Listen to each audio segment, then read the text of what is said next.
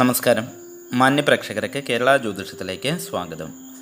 കേരള ജ്യോതിഷത്തിലെ ഈ വീഡിയോയിൽ രുദ്രാക്ഷത്തിൻ്റെ മാഹാത്മ്യത്തെക്കുറിച്ചാണ് പറയുന്നത്. ഭഗവാൻ രുദ്രനെ എല്ലായ്പ്പോഴും ഓർമ്മിപ്പിക്കുന്നതാണ് രുദ്രാക്ഷം. രുദ്രസ്യ നയനാദുത്പന്ന രുദ്രാക്ഷ ഇതി ജ്ഞായന്തി എന്നുള്ളതായിരിക്കുന്ന പ്രമാണപ്രകാരം ഭഗവാൻ മഹാദേവൻ്റെ നേത്രത്തിൽ നിന്നും ഉദ്ഭവിച്ചതുകൊണ്ടാണ് രുദ്രാക്ഷം എന്ന് ഇതിന് പേര് വന്നത്. പുരാതന കാലം മുതൽക്ക് തന്നെ ഭാരതത്തിലെ ഋഷീശ്വരന്മാർ ധരിച്ചു വന്നിരുന്ന രുദ്രാക്ഷം പരമപവിത്രവും പുണ്യദായകവുമാണ്. ഭക്തിയുടെയും വിശുദ്ധിയുടെയും പ്രതീകമായ രുദ്രാക്ഷത്തിന് വലുതായ ഔഷധ ഗുണങ്ങളുമുണ്ട്. രുദ്രാക്ഷമംളം ഉഷ്ണം ച വാദഗ്ന കഫനാശനം ശിരോർത്തിശമനം രുച്യം ഭൂതഗ്രഹവിനാശനം എന്നുള്ളതായിരിക്കുന്ന രാജനിഘണ്ടു പ്രമാണപ്രകാരം രുദ്രാക്ഷപഴം അമ്ലഗുണമുള്ളതും ഉഷ്ണവും വാദത്തെയും കഫത്തെയും ശമിപ്പിക്കുന്നതും രുചിയെ വർദ്ധിപ്പിക്കുന്നതും ദോഷശല്യങ്ങളെയെല്ലാം തന്നെ നശിപ്പിക്കുന്നതുമാണ് എന്നും അർത്ഥം വരുന്നു.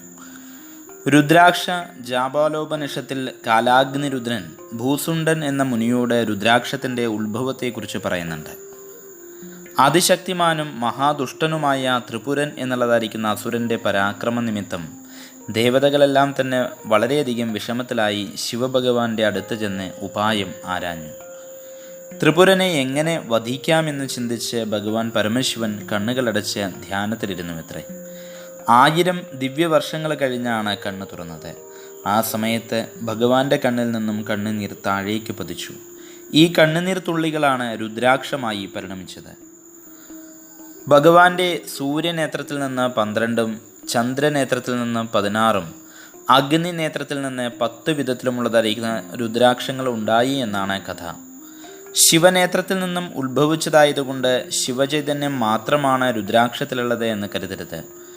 രുദ്രാക്ഷമൂലം തദ്ബ്രഹ്മ തന്നാളം വിഷ്ണുരേവച തന്മുഖം രുദ്ര ഇത്യാഹുസ് തദ്ബിന്ദു സർവദേവത എന്ന രുദ്രാക്ഷ ജാപാലോപനിഷത്തിലെ പ്രമാണപ്രകാരം രുദ്രാക്ഷത്തിലെ മൂലഭാഗത്തിലെ ബ്രഹ്മാവും നാളഭാഗത്തിൽ വിഷ്ണുവും മുഖത്തിലെ രുദ്രഭഗവാനും അതിലെ ബിന്ദുക്കളിൽ രുദ്രാക്ഷത്തിലെ ബിന്ദുക്കളിൽ സർവ്വദേവതകളും കുടിയിരിക്കുന്നു എന്നാണ് പറയപ്പെടുന്നത്.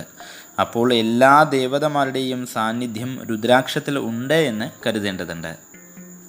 ശിവപുരാണത്തിലും ദേവി ഭാഗവതത്തിലുമെല്ലാം തന്നെ രുദ്രാക്ഷം ധരിച്ചാലുള്ള ഗുണങ്ങളെക്കുറിച്ച് സവിസ്തരം പ്രതിപാദിച്ചിട്ടുണ്ട്.